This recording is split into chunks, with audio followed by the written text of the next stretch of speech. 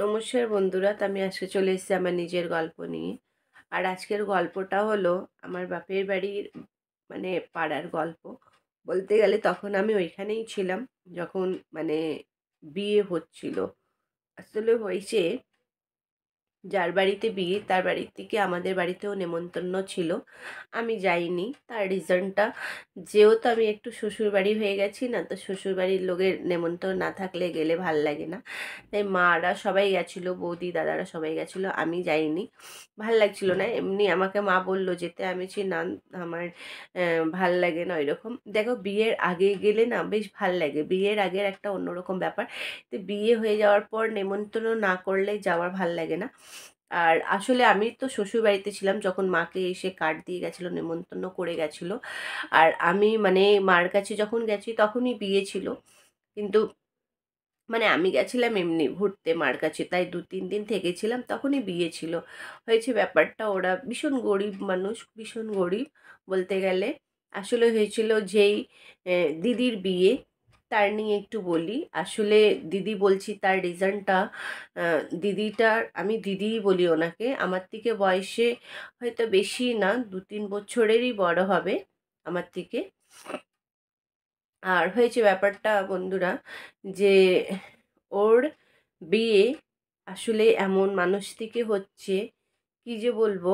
হয়েছে আসলে ব্যাপারটা না, যে যার সাথে বিয়ে হচ্ছে তারা খুব পয়সাওয়ালা লোক, খুব ভালো ঘরের, খুব ভালো ঘরের বলতে গেলে।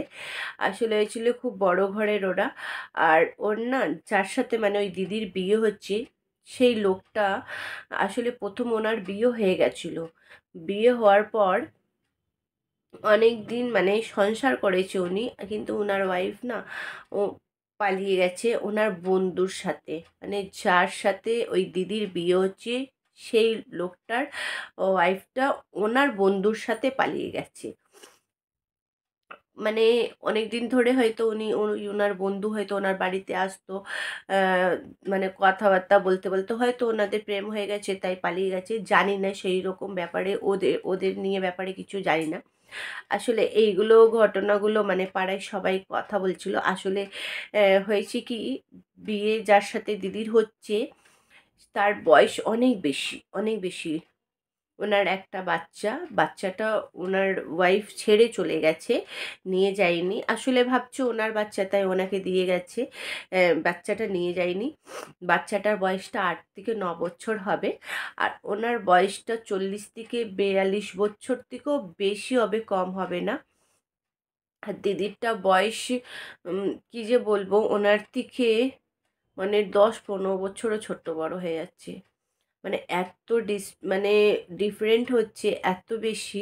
মানুষ সবাই অত ভালো বুঝছিল না ব্যাপারটা, কিন্তু হ্যাঁ, একটা কথা বুঝছিল, সেটা হলো দিদিরা খুবই গরিব, খুব গরিব বলতে গেলে। আর ওরা খুব ভালো একটা টাকা পয়সা বড় লোক।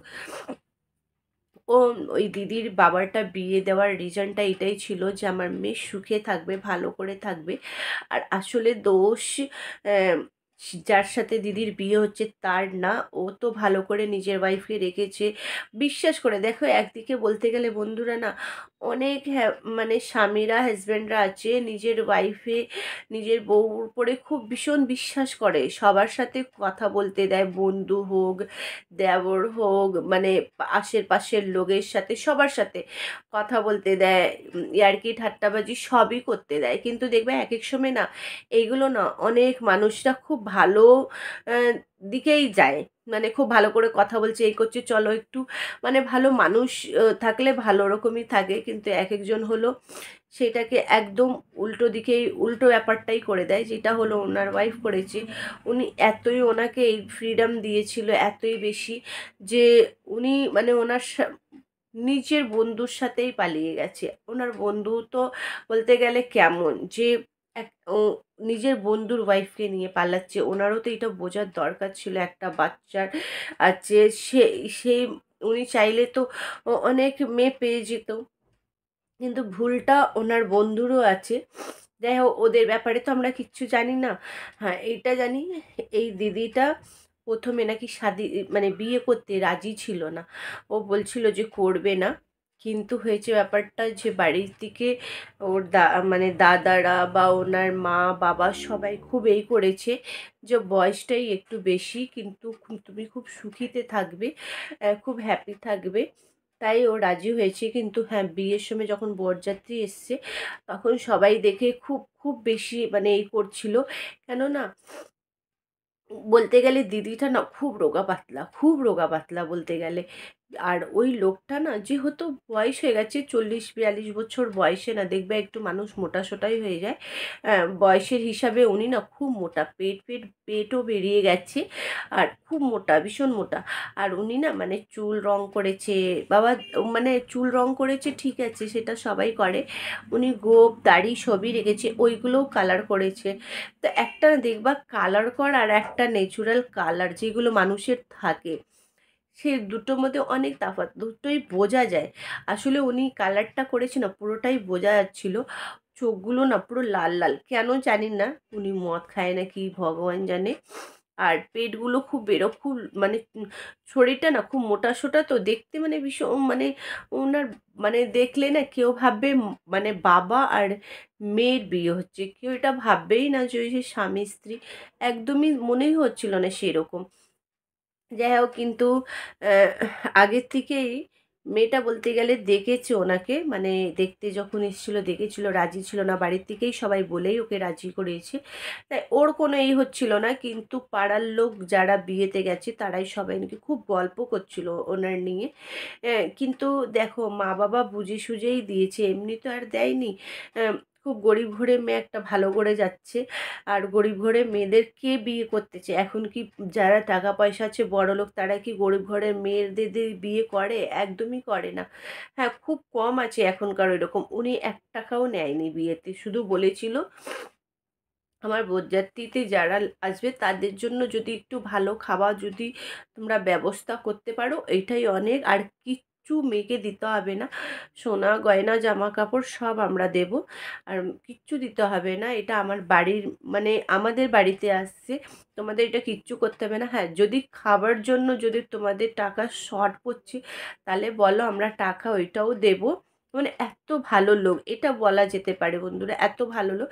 কেন, বরযাত্রী তো আমাদের এই দিক দিয়ে লোক যাবে, তাই ওদের জন্য একটু ভালো খাওয়া না হলে মানে ভালো লাগবে না, দুদিক দিয়েই ভালো লাগবে না, আমারও দিকেও ভালো লাগবে না, আর তোমাদের দিক দিয়েও ভালো লাগবে না। তাই এইটা যদি তোমরা যদি করতে পারো ভীষণ ভালো।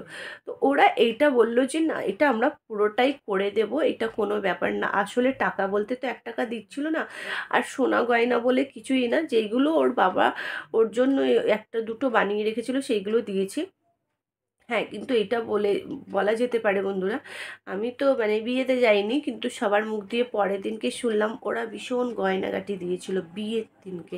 যখন বিয়ে হচ্ছে তখন ওরা সোনার থেকে অনেক সোনার জিনিস, অনেক ভালো ভালো শাড়ি দিয়েছে, মানে সবাই দেখে অবাক যে এত জিনিস দিয়েছে, মানে যেমন ওরা বড়লোক সেরকম মন প্রাণ খুলে জিনিসপত্র দিয়েছিল খুব সুন্দর করে। হ্যাঁ, খাওয়া দাওয়াটা এরা ভীষণ ভালো করেছিল, ওরা হয়তো মেনু বলেছিল সেই রকম করতে বা এরা নিজের থেকেই বুঝে করেছে, কিন্তু দারুণ খাওয়া ছিল, মা বলছিল যে খাবারটা ভীষণ ভালো করেছিল, এটা সবার পছন্দ হয়েছে। হ্যাঁ, বিয়ের জন্য সবাই একটু পাড়াতে চর্চা করছিল, দেখবা বিয়ে ভালো হলে খারাপ হলে যেরকম হলে মানুষ খাওয়া দাওয়ার থেকে নিয়ে সব কিছুই চর্চা করে, সব কিছুই কথা বলে যে ওর কাছে কেমন হয়েছে খাবার, ওর কাছে কেমন হয়েছে জামা কাপড়, ও কেমন বরযাত্রীর লোক এসছে, কেমন ছেলে কেমন বউ, এরকম তো কথা চলতেই থাকবে সারা জীবন, সেটা নিয়ে কোনো এই নেই। হ্যাঁ, মেয়েটা কিন্তু ভীষণ ভালো ঘরে গেছে, এইটা মা আমার বলছিল যে একদম ঠিক। কে কি বলছে সেটা কান দিয়ে কি লাভ, ওদের মা বাবার ভালো বুঝেই করেছে, এত গরিব ঘরের হয়ে এত ভালো ঘরেও গেছে, ওইটাই অনেক। আর একটু বয়স হলে কোনো ব্যাপার না, মানুষটা ভীষণ ভালো, সবার সাথে যখন কথা বলছিল সেটা দিয়ে বোঝা যাচ্ছিল। হ্যাঁ, একটু এই বয়সের অনেক ডিফারেন্ট, আর বয়সের নিয়ে এটাই ছিল যে একটু না উনি যেহেতু হেলদি খুব বেশি, আর দিদিটা হলো একটু রোগা পাতলা, তাই একটু ভাল লাগছিল না। হ্যাঁ, কিন্তু দিদিটা যদি মোটা হয়ে যায় তাহলে দুজন ভালোই লাগবে দেখতে। যাই হোক বন্ধুরা, এই আমার ছোট্ট গল্পটা আপনাদের কেমন লেগেছে অবশ্যই জানাবে, ভালো লাগলে লাইক কমেন্ট শেয়ার সাবস্ক্রাইব করবে, খুব ভালোবাসা দেবে, আর আমার ভিডিওগুলো এইভাবেই দেখতে থাকবে। আপনারা ভালো থাকবে, সুস্থ থাকবে। Bye bye.